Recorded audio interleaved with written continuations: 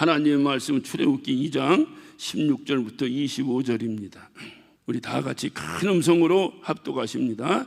미디안 제사장에게 7딸이 있더니 그들이 와서 물을 길어 그 위에 채우고 그 아비의 양무리에게 먹이려 하는데 목자들이 와서 그들을 쫓는지라. 모세가 일어나 그들을 도와 그 양무리에게 먹이니라. 그들이 그 아비 루엘에게 이를 때 아비가 가로되 너희가 오늘은 어찌하여 이같이 속히 돌아오느냐. 그들이 가로되 한 애굽 사람이 우리를 목자들의 손에서 건져내고 우리를 위하여 물을 길어 양무리에게 먹였나이다. 아비가 딸들에게 이르되 그 사람이 어디 있느냐. 너희가 어찌하여 그 사람을 버리고 왔느냐. 그를 청하여 음식으로 대접하라 하였더라. 모세가 그와 동거하기를 기뻐하며 그가 그 딸 시브라를 모세에게 주었더니 그가 아들을 낳음에 모세가 그 이름을 게르솜이라 하여 가로되 내가 타국에서 객이 되었음이라 하였더라. 여러 해 후에 애굽 왕을 죽었고 이스라엘 자손은 고욕으로 인하여 탄식하며 부르짖으니 그 고욕으로 인하여 부르짖는 소리가 하나님께 상달한지라. 하나님이 그 고통 소리를 들으시고 아브라함과 이삭과 야곱에게 세운 그 언약을 기억하사 이스라엘 자손을 권념하셨더라. 아멘. 모세가 첫 40년을 왕궁에서 살았습니다. 우리 지난주에 살펴봤죠. 왕궁에 살았는데 겉은 애굽 사람으로 살았어요. 그러나 그의 내면은 히브리 사람으로 이렇게 이제 40년을 살았습니다. 그렇게 살면서 노예로 살아가는 자기 동족들을 볼 때에 항상 빚진 마음을 갖게 된 거예요. 빚진 마음. 바로 만약에 모세가 그런 자기 동족들에게 그런 빚진 마음이 없었더라면 자기 혼자 호의호식하면 돼요. 누가 뭐라고 할 거 없어요. 세계 최강국의 왕자의 삶을 살아가고 있는데 그에게 누가 뭐라고 하겠어요. 자기만 잘 먹고 잘 살면 되고 자기만 호의호식하면 돼요. 자기 동족들이 무슨 뭐 고욕을 당하든 고통을 당하든 고생을 하든 뭐 눈물을 흘리든 그런 것에 아무런 관심을 가질 필요가 없어요. 그런데 모세에게는 뭐가 있었다고요? 동족에 대한 금방 얘기했잖아요. 동족에 대한 뭐가 있었다고요? 빚진 마음이 있었다니까. 빚진 마음이. 이 빚진 마음, 이것이 하나님이 쓰시는 마음이에요. 이것이 하나님의 마음이에요. 이 빚진 마음. 여러분 오늘 본문을 잘 보면 마지막 23절부터 25절까지 한번 봅니다. 여러 해 후에 여러 해 후는 몇 년 정도 지난 후를 얘기하는 거예요? 이 여러 해 후는 40년이 벌써 훌쩍 지나가 버린 거. 지금 우리 읽은 내용에서 40년이 지나간 거 제가 말씀드렸잖아요. 왕궁에서 40년, 광야에서 40년은 그냥 여기서 2장, 3장에서 휘딱 넘어가 버리고 끝났다니까. 나머지는 이제 그 이후에 40년, 그 이후에 40년에 대한 기록입니다. 이 출애굽기와 민수기, 신명기가 다 그래요. 그러니까 이거 휘딱 지나가 버려서 지금 벌써 뭐 광야에 와가지고 뭐 어디 뭐 우물가에서 어쩌고 저쩌고 하더니 벌써 여러 해 후에 벌써 40년이 지나버린 거예요. 얘기할 거 없어 그냥 툭 잘라버린 거예요. 툭 잘라서 여러 해 후에 애굽 왕은 죽었고 이스라엘 자손은 고욕으로 인하여 탄식하며 부르짖으니 그 고욕으로 인하여 부르짖는 소리가 하나님께 상달한지라. 하나님이 그 고통의 소리를 들으시고 아브라함과 이삭과 야곱에게 세운 그 언약을 기억하사 이스라엘 자손을 권념하셨더라. 권념, 다 관심을 가졌더라고요. 이스라엘 자손에게 대한 관심을 가졌더라. 하나님이 이렇게 하실 필요가 있어요, 없어요? 이스라엘 백성이 고통을 받던 고욕을 당하던 눈물 흘리던 하나님이 뭔 상관이 있어요? 아무 상관 없어요. 그런데 하나님은 그들을 향한 그 빚진 마음을 가지고 계신 거예요. 이게 빚진 마음이라는 것이 하나님의 마음이에요. 그러니까 그 애굽 사람들 그 속 안에서 고통당하는 이스라엘 백성들을 바라보면서 하나님도 그 고통에 함께 참여하시고 그래서 그들에 대한 깊은 관심을 갖게 되었다.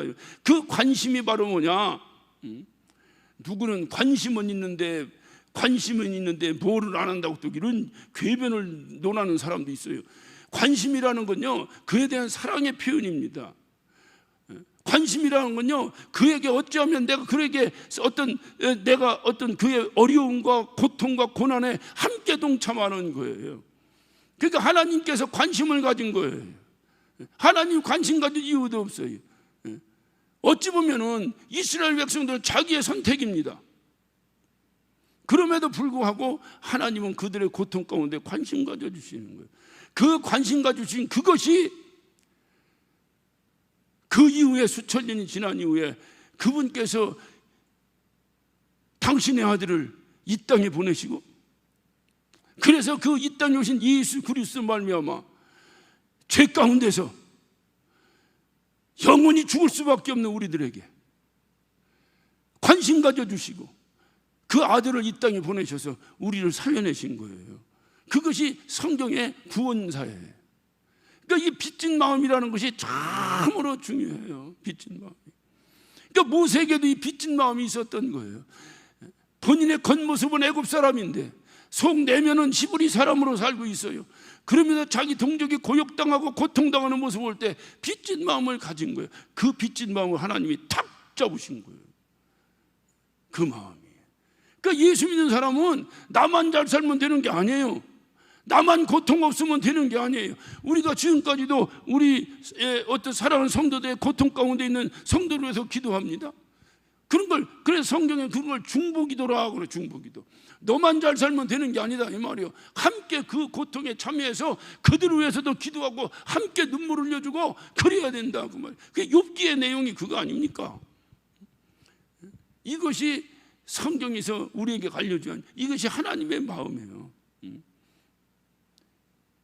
한때 우리는 이 동네, 제가 요즘 이제 조금 이제 내가 동서남북을 이제 구별을 하게 됐어. 하도 변해가지고 내가 동서남북이 어딘지는 모르겠더라고. 옛날에 신풍시장이 요 앞에서 이렇게 했는데 없어지고 뭐 어디 이렇게 어디 우신극장에서 했는데 우신극장이 어딘지도 모르겠더라고요. 하도 변해가지고. 그래서 한 바퀴를 이렇게 어떤 집사님하고 이렇게 한 바퀴 돌았어.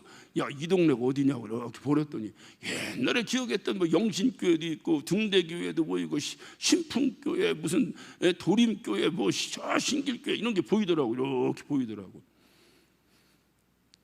예전에 조금 했던 동네 교회예요. 그게. 그 동네 교회 한가운데 이 우리 교회가 자리 잡은 거예요. 자리 잡았는데 우리 교회가 왕성하게 막 커가기 시작하는 거예요. 그 동네 교회들은 뭐랄까 쪼그라들었는지 어쩌는지 뭐 관심이 없는 거예요. 그냥 우리만 그냥 왕성히 커갔던 거예요. 그리고 그들과 교류가 다 끊어지고, 우리 장로님 계시지만 우리 학교 다닐 때는 그 교회들하고 다 어울려서 운동대회도 하고 서로 뭐 문학의 밤도 하고 같이 어울려서 같이 또 놀았어요. 그런데 어느 순간에 우리가 막 하더니 그쪽은 막 다 끊어지고 하더니 이게 막 영적 교만이 가득 있어가지고 꼭 저 교회 다니는 사람은 저거 좀 부족한 사람 같이 보이고 저거 천국이나 갈 수 있을까 하는 생각이 들 정도의 이게 감당할 수 없는 영적 어떻든 교만은 하나님과는 등진 거예요. 그런데 그 중에서 영적 교만은 진짜 하나님과 완전히 결별해요. 있을 수 없는 일이에요. 그걸 지금 와서 깨닫는 거예요. 지금 와서 깨닫는 거예요. 지금 와서 깨닫고 우리가 손 벌리는 거예요. 우리 좀 잡아달라고 그들에게. 그들 우리 금방 잡아주겠어요? 얼마큼 우리가 반성하고 노력해야 그들이 우리를 끌어안아 줄까 깊이 우리 생각해야 합니다. 그렇게 지냈어요. 그렇게 지냈어요. 옆에 교회가 문을 닫는지 뭐 하는지 옆에 교회가 어떻게 됐는지 안 그랬는데 그 교회에서 우리 교회로 오기만 하면 그냥 할렐루야 기쁘고 가면 그냥 다 배신자고, 이게 이런 구조 안에서 우리가 살아왔다 이 말이에요. 여기까지. 빚진 마음이죠. 혹이라도 우리 교회가 너무 성도 너무 교회가 커지면서 어때 이 동네 사람들이 다 우리 교회로 오니까 저 옆에는 조그만 교회는 어떻게 될까, 이런 마음을 가질 때 국내 선교가 이루어지는 거예요. 그때 이루어지는 거예요. 여러분, 서울교회는, 서울에 있는 교회들은 거의, 이거는 연구 결과에서 나온 거예요. 거의 50% 이상은 시골교회에서, 시골에서 살다가 시골에서 전도받아 시골교회에서 전도받아서 시골교회에서 살다가 신앙생활 하다가 서울에 와니까 교회 다니는 사람이니까 서울에 교회에 온 거예요. 그래서 서울교회가 커진 거예요. 그러니까 시골교회에 대해서 빚진 거예요? 빚 안 진 거예요? 예? 부득부득 빚 안 진 거예요? 안 진 거예요? 진 거예요? 빚진 거라니까요. 빚진 거라니까요. 근데 시골교회는 사람이 없어. 이제 사람이 이게 빠져나가니까 당연히 교회가 적어지고 줄어들고 없어지고 하는 거예요. 그래서 뜻 있는 사람들이 모여서 국내 선교를 하기 시작하는 거예요. 이제 우리가 그들의 빚진 자니까 그들을 도와야 되겠다. 최소한 목사 생활비는 도와줘야 될 거 아니에요. 그래야 살지. 교회를 개척했는데요, 개척교회가 1년 하다 문 닫아요. 왜 문 닫을까? 어떤 정말로 내 사랑했던 후배 목사가 저한테 와서 그래요. 목사님, 성경에는 음부의 권세가 해하지 못한다고 하셨는데, 이 반석에 내 교회를 세우려니 음부의 권세가 해하지 못한다 했는데 내가 세운 교회는 하나님이 세운 교회가 아닌가 봐요. 문을 닫아야 되겠어요. 그러더라고요. 목회 안 해본 사람은 이런 얘기 들을 때 어느 정도 감정이 오는지 모르겠어요. 가슴이 벅벅해요. 왜? 저도 그 과정을 다 거쳤거든요. 그때 제가 그 젊은 목사를 끌어안고 함께 기도하면서, 야, 하나님이 세운 교회가 왜 음부의 권세에 쓰러지겠냐? 아니다. 네가 이 교회를 크로즈할 수밖에 없는 것은 음부의 권세가 너를 해해서 교회가 그래갖고 지들끼리 어떤 마귀에게 넘어가서 그래가지고 교회가 무너진 것이 아니고 네가 먹을 것이 없어서 버틸 수가 없어서 문을 닫는 거야. 고생은 나 혼자 고생하는 건 아무것도 아니에요. 결혼해서 내 아내가 고생하니까 그게 힘들더라고요. 그런데 그것도 아무것도 아니더라고. 자식이 생기니까 이 자식이 고생이 뭔지도 모르고 그 조그만 개척교회 그 자식이 그 햇빛도 내려오지 않는 지하실 방에서 애들이 1년만 거기서 자라봐요. 다 폐에 문제가 생기죠. 그런 아이를 보면서 이 아버지가 무슨 목회할 힘이 나오겠어요? 여러분 같은 힘 나오겠어요? 그러니까 할 수 없이 문을 닫는 거지, 이거는 음부의 권세가 해한 것이 아니다 라고 격려하고 같이 밥 한 끼 먹고 헤어지면서도 마음이 너무 아파요. 큰 교회들이 얼마나 많은데, 저 큰 교회 목사들, 저 큰 교회 목사 아들들이 나가서 개척해야 되는데 저놈의 새끼들은 개척 안 하고 아무것도 비빌 언덕도 없어. 정말 노한 그 가난한 그 전도사들이 나가서 개척을 해버리니까 1년은 버티는데 2년을 버티기 어려운 거예요. 만약에 큰 교회 목사 아들이 나가서 개척했더라면 그 아들 문 닫았겠어요? 그 교회? 닫았겠어요? 안 닫았겠어요? 잘 몰라. 모르는 게 나아요. 너무나 같이 목회하는 목사 입장에서 너무 가슴이 아파요. 그러니까 이게 빚진 마음이 서로 있어줘야 이게 서로 이렇게 돕고 사랑하고 어울려지는데, 이 빚진 마음이 없어버리면 다 무너지는 거예요. 우리 어른들이 힘들고 어려워도 제가 그냥 우리 어른들만이라도 그냥 변함하지 말고 그냥 열심히 어떻다고 이거 빨리 그냥 해결합시다 하는 이유가, 어쨌든 간에 우리 젊은이들은 아무것도 모르고 우리 교회 다니잖아. 다 우리 장로님들, 장로님들, 권사님들 잘못했다고 뭐라고 하는 게 아니라 그냥 같은 마음에서 어른들이니까 알아들을 줄로 믿고 얘기하는. 어른들이 다 잘못해서 이렇게 된 거잖아. 어쨌든 그 젊은 애들한테 빚진 거지. 그러니까 젊은 애들 신앙생활 잘하기 위해서 빨리 끝내야 된다니까. 빨리 해결해야 된다니까. 근데 이거는 기도밖에 없어요. 기도밖에 없다니까. 나중에 다 끝나고 기도하신 분하고 기도 안 하신 분은 마음의 부담이 다뤄질 거야. 기도밖에 없어요. 이런 빚진 마음이 있어야 돼요. 그럴 때 그 지역이 사랑이 넘치고 그 지역이 화평하고 그 지역에 그리스도의 그 계절이 그 지역에 오는 거예요. 그게 하나님이 쓰시는 마음이라니까요. 그게 하나님 쓰시는 마음이에요. 모세에게 그런 빚진 마음이 있었어요. 일본의 그 여류 작가, 크리스찬 여류 작가인 미우라 야코라고 하는 사람이 있어요. 이 사람은 어려서부터 자기가 작가가 되는 게 꿈이었어요. 우리도 다 그렇게 살아봤지만 자기 꿈대로 사라집니까? 안 되잖아요. 자기 꿈대로 안 되잖아요. 그러다가 이제 어떤 사람을 만나서 결혼을 하게 됩니다. 결혼하니까 이제 먹고 살려니까 자기 동네에다가 조그만 학고방을 하나 차렸어요. 젊은 사람이 있으니까 통역이 필요하네. 학고방이라는 건 조그만 가게를 하나 차렸어요. 조그만 가게를 하나 차렸는데 이 여자가 얼마나 장사 수완이 좋은지.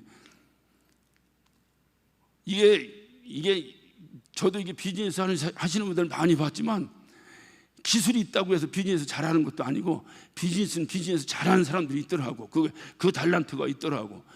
이 사람이 말이야 물건을 갖다 놓고 다 파는데 똑같은 물건을 갖다 놓고 파는데 얼마나 상냥하게 인사하고 친절하게 하고 그러니까 동네 사람들이 다 그 가게로 오는 거예요.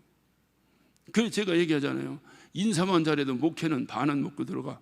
무조건 인사해봐. 그냥 무조건 우리 목사님들 또 만나거나 무조건 90도로 인사해. 얘기할 거 없어. 뻣뻣했다 목 똑 부러져. 어떻든 그것만 알면 돼.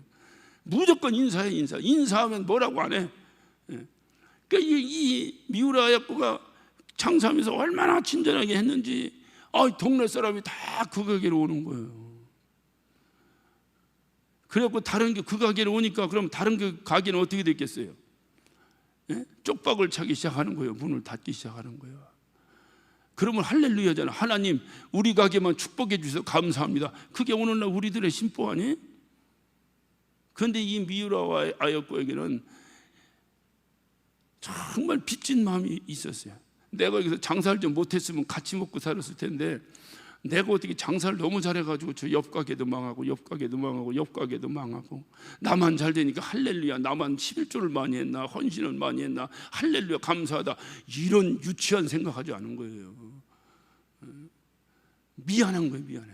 그래갖고 어느 날 이 가게에 물건을 다 뺀 거예요. 빼고 한두 가지 품목만 놓고 팔기 시작했어요. 왜? 나머지는 어서 사라고. 나머지는 어서 사라고. 옆 가게 그 문 닫게 된 가게에서 가서 사라고.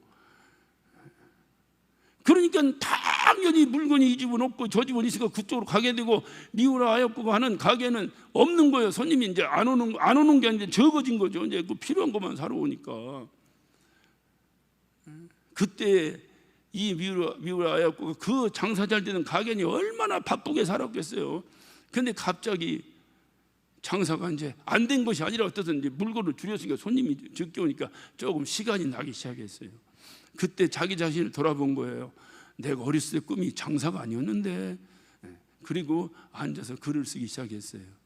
그 글이 아사히 신문에 그 어떤 그 뭐라 그래 이거 제출해 가지고 그래 그 대상을 먹게 돼서 아주 베스트셀러가 되고 우리나라에서도 막 거의 모르는 사람이 없죠. 그게 바로 빙점입니다. 생각해봐요. 그거 구멍가게 해가지고 돈 벌었으면 얼마를 벌었겠어요. 빙점 하나가 베스트셀러가 되는 바람에 꼭 계산을 이렇게 할 필요는 없지만 꼭 돈으로 계산하자면 책 써서 베스트셀러 됐을 때가 돈 더 많이 벌었겠어요? 구멍가게에서 더 많이 벌었겠어요? 그런 비유는 맞지 않지만 어떻든 자기의 어렸을 때 꿈, 하나님이 자기에게 심어줬던 그 꿈을 이룰 수가 있었던 거예요. 그러니까 빚진 마음을 가지고 서로 살펴야지. 이건 주님의 마음이라니까요. 하나님의 마음이라니까요. 여러분 우리가 교회로 다 나눠져 있어요. 우리 교회만 잘 되고 저 교회 이게 아니에요. 서로 살피고 돌아보고 협력 사역을 해야 되는데 다음도 막 38선보다 더 높이 쳐 있어. 내가 이렇게 보니까 교회마다 우린 다 한 교회라니까요. 한 교회. 서로 살피고 서로 돌아보고 이게 이루어져야 되는데 이게 모세에게는 그런 마음이 있었던 거예요. 이런 빚진 마음이 있었던 거예요.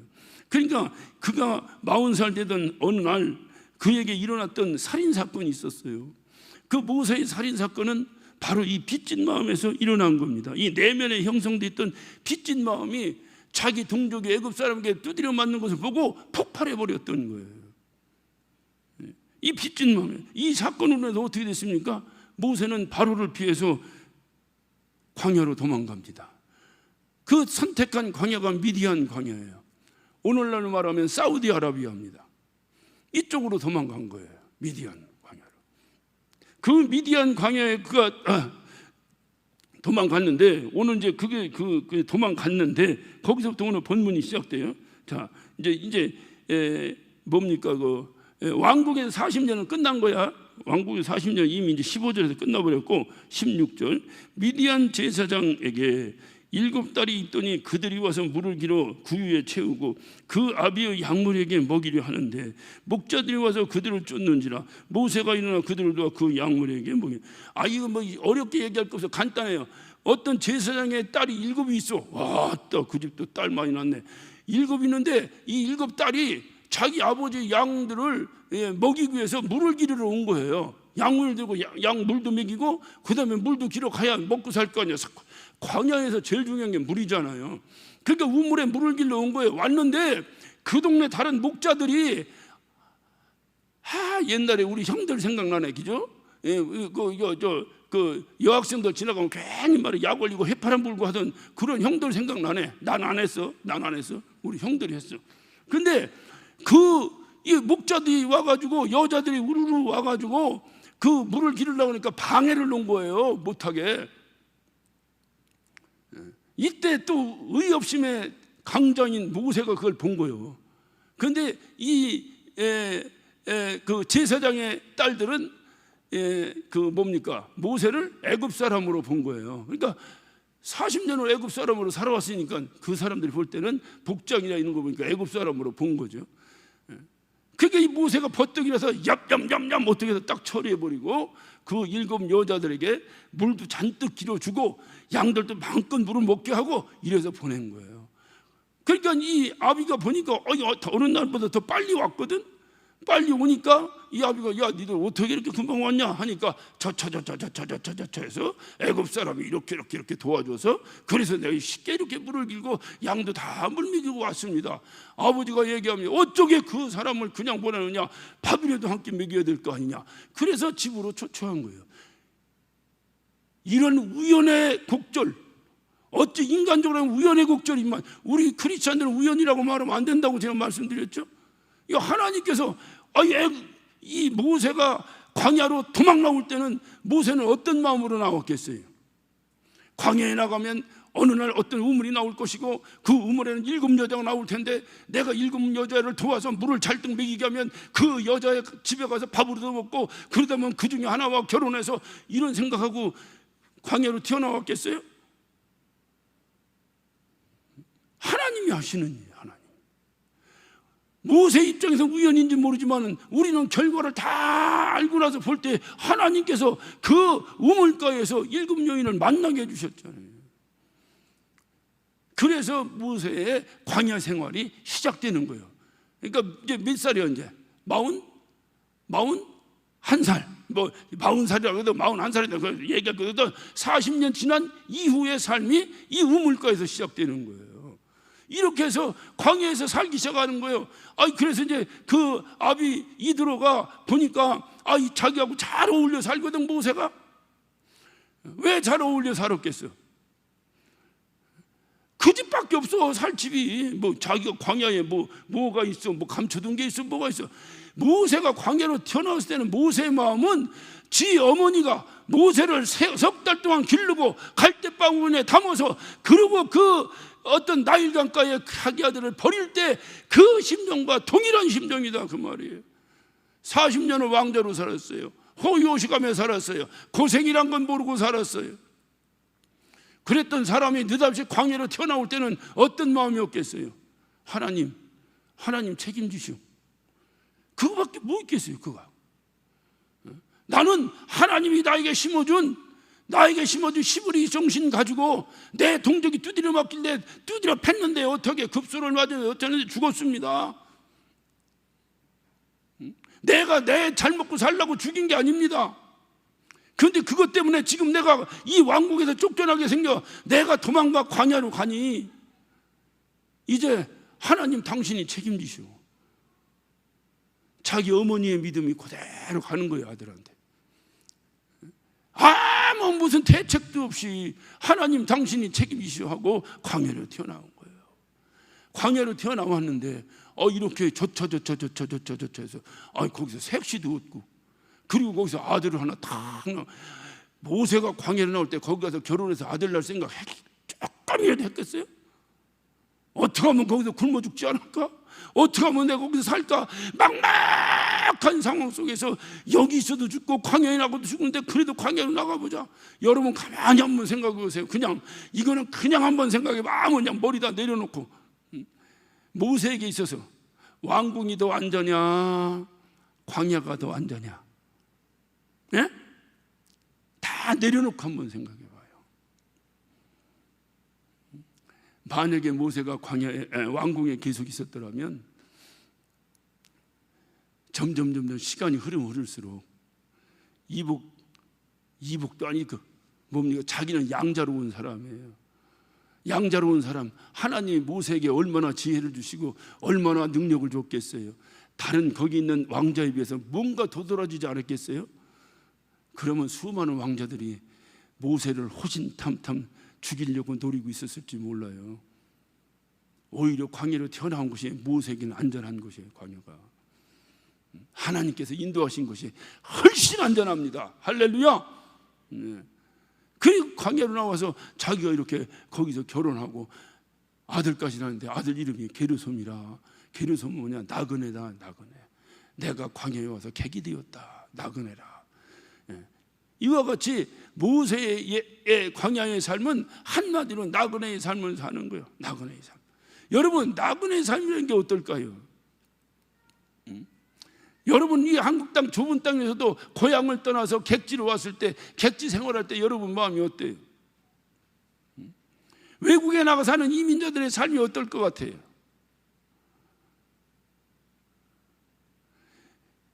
다 그들의 마음에는 한번 그 사회에 들어가서 내가 거기서 어울려서 어쩌든지 이들과 함께 내가 어떻게 여기서 뿌리 내리고 살아봐야지는 몸부림치는 노력이 있다 하더라도 그들과의 문화적 갭을 결코 넘어설 수 없어요. 그들과의 어떤 정신적 갭, 어떤 감정적 갭은 절대로 넘을 수가 없어요. 안 되는 거예요. 아니, 한국에 한 번도 안 오고 거기서 태어난 놈도 말이야, 김치 없으면 못 사니 이걸 어떻게 해요? 그놈의 자식이 한국에서 살아보기로 했어? 뭘 했어? 한국말 한마디도 못하는 놈의 자식들이 김치 없으면 못 살아. 여러분, 이게 이 민족적인 문화라는 것이요, 이게 보통 무서운 일이 아니에요. 그러니까 누가 그랬자 신터불이라고 그냥 거기서 살아야 돼. 한국 사람 어디서 살아야 돼? 에? 요즘 얘기해도 못 알아들어요. 한국 사람은 한국 사는 게 제일 행복한 거야. 그런데 여러분들이 자꾸 그냥 한국 어떠니 저쩌니 하는데 여기서 사는 게 제일 행복해. 여기 나가 다른 데 가 살아봐. 여기 사는 거에 10배 이상 노력하지 않으면 결코 밥 먹고 못 삽니다. 그러니까 모세도 그 광야에 나갔어요. 광야에 나가가지고 모세가 얼마나 고통을 받았겠어요. 모세의 마음 가운데서는 애굽에 대한 생각을 했겠어요, 안 했겠어요? 모세는 애굽을 생각 안 할 수도 있어요. 그러나 자기가 거기서 호의호식하며 왕자로 살았어요. 그런데 그 왕자의 삶과 지금 애굽에 나와서 완전히 빈털터리의 삶과 너무나 극명한 대비를 이루잖아요. 이 고생, 이 고통, 차라리 나처럼 잡초처럼 아무데나 그냥 개기고 살고 그냥 이런 사람은 아마 덜 고생했을지 모르는데, 여기서 막 재벌집의 자식으로 살다가 광야 같은 외국에 나서 산다면 그 사람이 어떤 삶을 살겠어요? 얼마나 고통스럽겠어요? 그러니까 모세의 삶이라는 건 이런 말할 수 없는 고통이죠. 그럼에도 불구하고 그러니 모세는 어찌하든지 그렇다고 내가 다시 애굽으로 돌아갈 수 있어 없어? 가봤자 그 엄마도 친엄마도 아니고, 가봤자 바로가 죽이려고 덤벼들 것이고, 이제 자기 신분이 다 드러났으니 자기 형제들, 동생들도 다 자기 죽이려고 할 거고 돌아올 수도 없어요. 훗날 하나님이 모세를 부르시고 너 바로 앞에 서라 할 때 모세가 뭐라고 얘기해요? 내가 어떻게 바로 앞에 갑니까? 그러잖아요. 못 가는 거예요. 못 가는 거예요. 그러니까 어차피 돌아갈 수 없으니 이 모세의 마음 가운데는 무슨 마음을 가졌겠어요? 내가 어떻든 여기 와서 우리 자기 이들과 함께 잘 어울려서 나도 여기 사는 이 미디안 사람처럼 살아야 되겠다. 나도 이 광야에서 열심히 살아야 되겠다. 나도 어떻게 보면 이곳에서 이 베두인들, 이들이 양치며 살아가는 이 베두인들의 한 사람으로서 나도 그렇게 살아가야 되겠다. 그런 마음을 왜 안 가졌겠어요? 그래서 열심히 살아갑니다. 마누라까지 얻었어요. 자식까지 생겼어요. 이제 완전히 미디안 사람처럼 살아갑니다. 그럼에도 모세의 마음속에는 끊이지 않고 끊어질 수 없는 이상한 감정이 남아 있는 거예요. 어릴 적부터 우리 어머니가 나에게 끊임없이 가르쳐준, 너는 히브리 사람이다. 너를 통해서 하나님이 이 민족을 구출할 것이다. 끊임없이 가르쳐줬던 어머니의 그 말이 이 모세의 마음속에서는 없어지지 않는 거예요. 없어지지 않는 거예요. 그러니까 모세가 오죽하면 나는 나그네입니다 라고 자기 아들을 낳고도 아들 이름을, 여기 그랬잖아요. 뭐예요? 게르솜이라. 저 22절에 그가 아들을 낳으면 모세가 그 이름을 게르솜이라 하여 가로되 내가 타국에서 객이 되었습니다.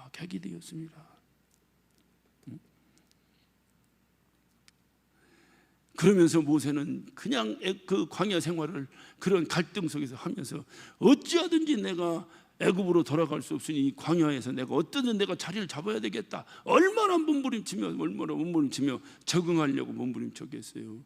그러다 보니 시간이 흐르면서 모세는 그 애굽의 그 척박한 환경 속을 극복할 수 있는 강인한 사람으로, 아주 야생마 같은 이런 사람으로 변하기 시작합니다.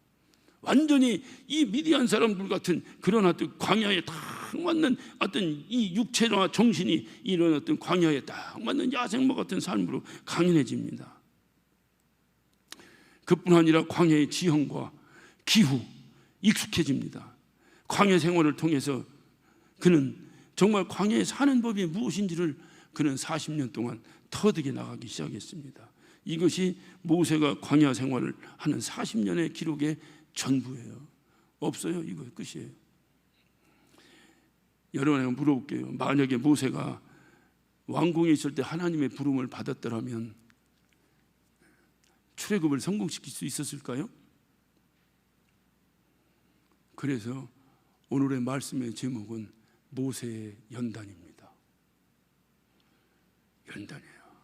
만약에 모세가 왕궁에서 왕자로 있을 때 하나님이 그를 부르셨다면, 뭐 하나님이 부르셨으니까 태어나왔는지 모르지만 아마 며칠 못 견뎌 다시 애굽으로 다시 돌아가자고 자기가, 아니 백성들이 아우성치기 전에 자기가 먼저 도망갔을지도 몰라요.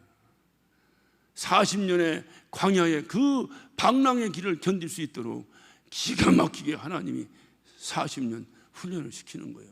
그가 40년 광야에서 그 무진 훈련을 받았기 때문에, 그렇기 때문에 모세가 출애굽을 할 수 있는 지도자가 되었던 거예요.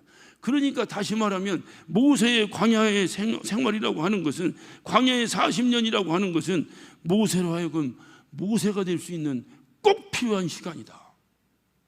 꼭 필요한 시간이다.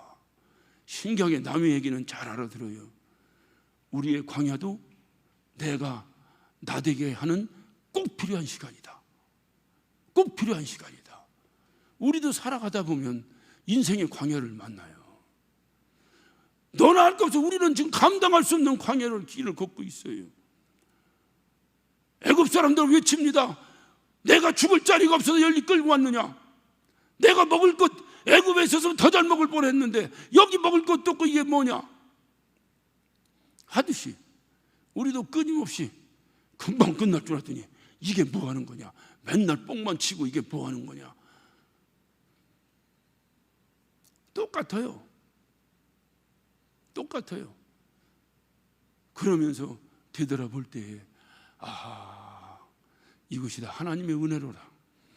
하나님이 나를 나되게 하는, 우리를 진정 새로 세워질 개혁교회의 주역이 되게 하는 하나님의 섭리가 우리에게 있었구나. 이거를 잊으면 안 된다니까요. 왜 모세가 그런 일 당했을 때는 다 그렇다고 인정하면서 우리가 그런 일 당하면 왜 불평합니까?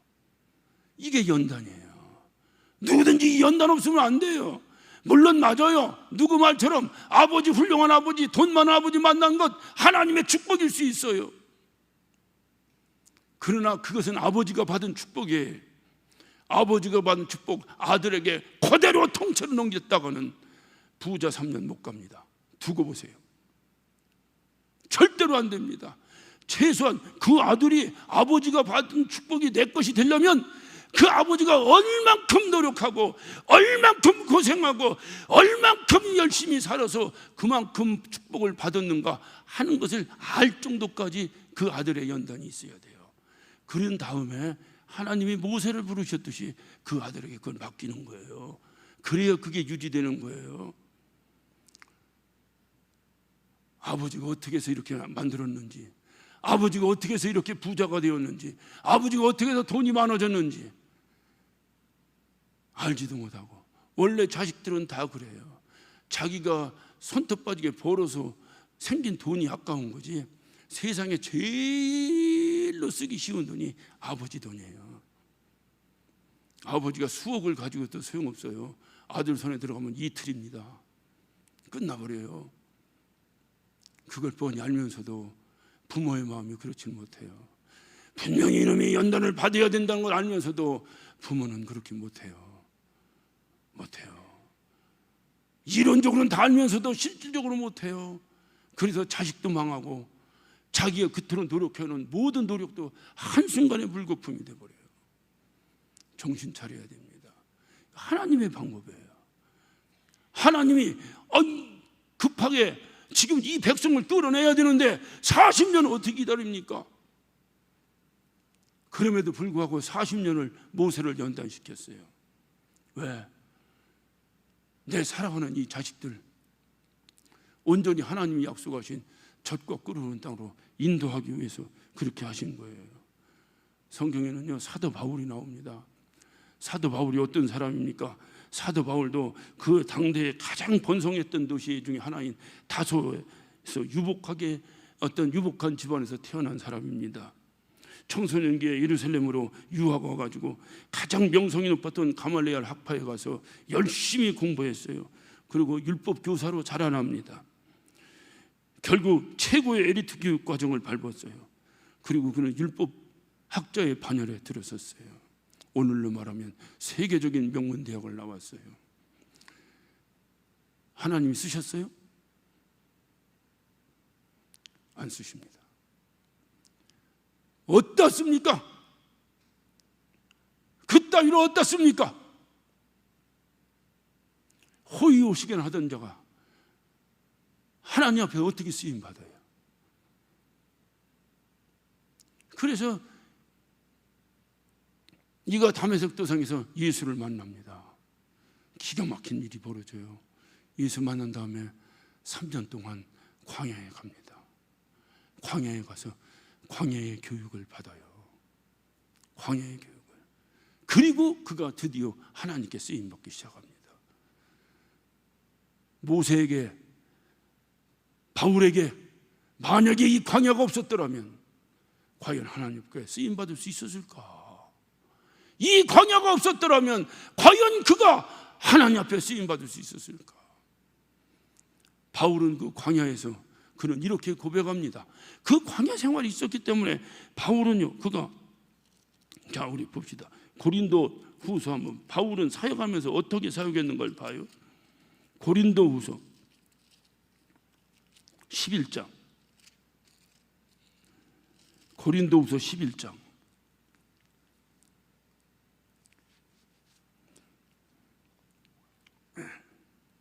23절부터 제가 볼게요. 저희가 그리스도의 일꾼이냐 정신없는 말을 하는 거니와 나도 더욱 그러하도다. 내가 수고를 넘치도록 하고 옥에갇히고 더 많이 하고 매도 수없이 맞고 여러 번 죽을 뻔하였으나 유대인들에게 40에 하나를 감하는 매를 5번이나 맞으며 3번 태장을 맞고 1번 돌로 맞고 3번 파산하였는 일주여를 기품에 지냈으며 여러 번 여행에 강을 우엽과 강도의 우엽과 동족의 위협과 이방인의 위협과 신의 위협과 광야의 위협과 바다의 위협과 거짓 형제의 위협을 당하고, 뭐 읽으나 말하죠.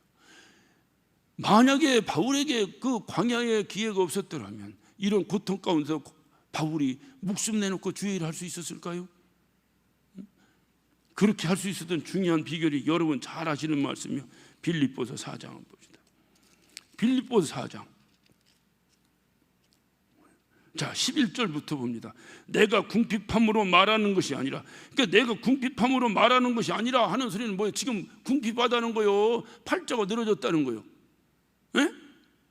궁핍하다는 거지. 내가 궁핍한데 궁핍하다고 이런 얘기 하는 게 아니다 이 말이에요. 내가 궁핍함으로 말하는 것이 아니라 어떤 형태든지 내가 자족하기를 배웠다. 자족. 어디서 배웠다는 거예요? 광야에서 배웠다는 거예요. 광야에서. 모세가 왕국에 살았으면 얼마나 먹을 것이 많았겠어요. 얼마나 먹을 물이 많았겠어요. 얼마나 환경이 좋았겠어요. 광야라는 것은 궁핍한 곳입니다. 먹을 것이 있겠어요? 물이 있겠어요? 그가 편히 살 수 있는데 편의 시설이 있겠어요? 모르긴 해도 모세가 광야에 왕궁에 있을 때는 그 시녀들이 밥 갖다 주면 밥이 맛있니 맛없니 밥 투정도 하고 입맛 없다고 안 먹기도 하고 그 음식이 어떻게 나왔는지 몰랐을 거예요. 그러나 그가 광야에 있으면서 밥 한 끼를 먹을 때 그 밥 한 끼가 어떻게 만들어졌는가를 그가 알기 시작하는 거예요. 그걸 알아야 하나님이 한다니까요. 그거 모르고 어느 날 느닷없이 갑자기 수천 명 수만 명 교인이 자기 교인 됐다고. 아니에요. 하루아침에 말아먹어요. 저 수도 없이 봤어요 제가.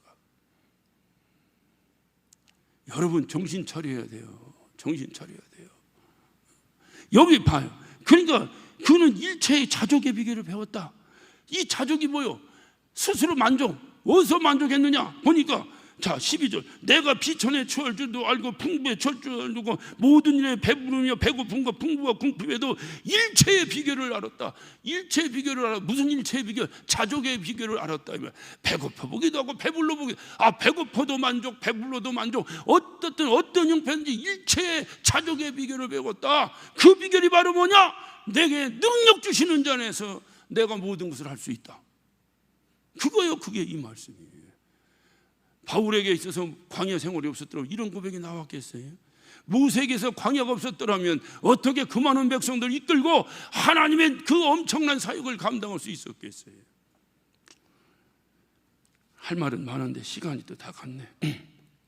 우리에게도 인생의 여정이 있어요. 광야를 지나갑니다. 누가 뭐라고 해도 우리는 지금 광야길을 가고 있어요. 이렇게 길게 갈 줄은 누구나 꿈에도 생각 못했어요. 다만 광야의 이 생활 속에서 빨리 벗어나고 싶은 소망이 저와 여러분 가운데 있어요. 저는 분명히 확신합니다.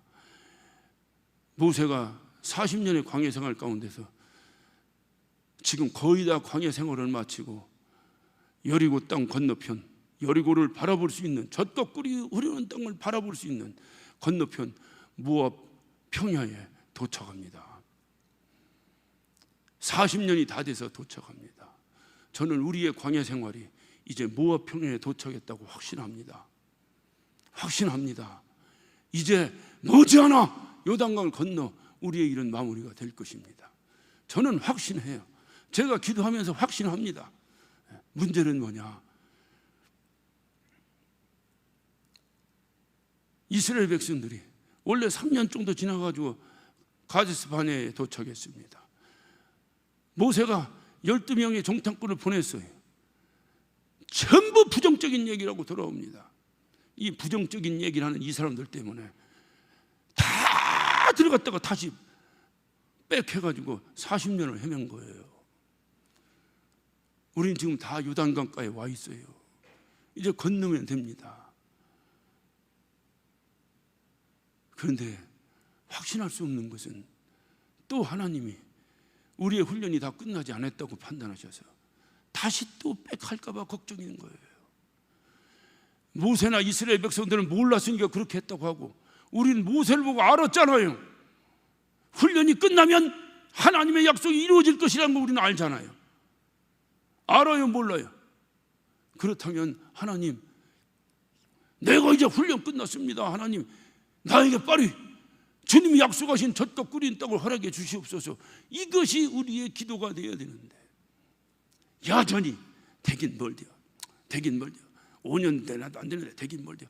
만약에 그런다면 다시 또 되돌릴지 모르겠다는 생각이 불현듯 들어오기 시작하는 거예요. 주님 앞에 매달리는 거예요. 하나님, 이제 제가 주님이 원하시는 훈련이 뭔지 압니다. 주님이 왜 이렇게 나를 연단시키는지 압니다. 왜 이렇게 우리를 이렇게 집단적으로 연단시키는지를 압니다. 이제 내가 그 주님의 뜻에 합당한 훈련을 마쳤습니다. 이제는 주님만을 바라봅니다. 주님 손에서만 살겠습니다. 주님이 인도하셔서, 주님이 깨트리면 깨지고, 주님이 깨라고 하면 깨지고, 주님이 쓰러지라면 쓰러지고, 주님 앞에서 겸손하게 납작 엎드려지기를 원합니다. 주여, 우리의 이 고난의 훈련을 마무리해 주시옵소서. 이것이 오늘 이 저녁에 저와 여러분의 기도가 되어야 돼요. 이것이 마무리가 되어야 돼요. 그래야 우리가 주님이 약속하신 그 승리의 개가를 부를 수가 있다, 그 말이에요. 하나님이 하신다며요. 하나님이 하시는 것은, 하나님이 그 아름다운 교회를 우리에게 줬을 때에 우리가 그것을 유지할 수 있느냐, 그 말이에요. 아까 말씀드렸잖아요. 아버지의 수고와 노력의 결과를 아들에게 통째로 줘봤자 한 입에 넘어간다니까요. 바로 우리가 잘 유지할 수 있는가? 하나님은 그 훈련을 우리에게 끊임없이 시키시는 거예요. 우리의 삶은 주님의 손아귀에 들어가 있어야 됩니다. 그러던 순간에, 드디어 어느 순간에 마침내 하나님의 역사가 우리의 삶 속에, 우리의 이 통곡 속에 이루어질 줄로 믿습니다. 기도하십시다. 오늘 시간 기도하실 때에 여러분 마음속에 한 가지를 분명히 잡으세요. 아, 하나님이 나를 훈련시키시는구나. 하나님이 나를 훈련시키시는구나. 이게 재수가 나빠서 안 되는 것도 아니고, 이게 무슨 우리가 힘이 없어 안 되는 것도 아니고, 어차피 내 힘으로 하는 게 아니에요. 사도 바울은 고백합니다. 내게 능력 주시는 자 안에서 나는 모든 것을 다 할 수 있다는데, 과연 이 믿음이 나와 여러분 가운데에, 저와 여러분 가운데에 하나님이면 됩니다. 하나님만 함께 하시면 됩니다. 하나님이 힘 주시면 됩니다. 과연 이런 믿음이 우리에게 과연 있는가? 이 믿음이 우리에게 충만할 때 이 일은 끝나는 겁니다. 하나님, 내 이 믿음을 주세요. 바울에게 주셨던 그 믿음을 나에게도 주세요. 이 훈련을 통해서 나에게도 주세요. 주여, 내가 정말 이 모든 훈련 가운데서 견뎌서 반드시 주님이 나에게 하신 약속, 내가 눈으로 목도할 수 있도록 주님 축복하여 주옵소서. 우리 다 같이 예수여 삼창하시고 한 목소리로 기도하십니다.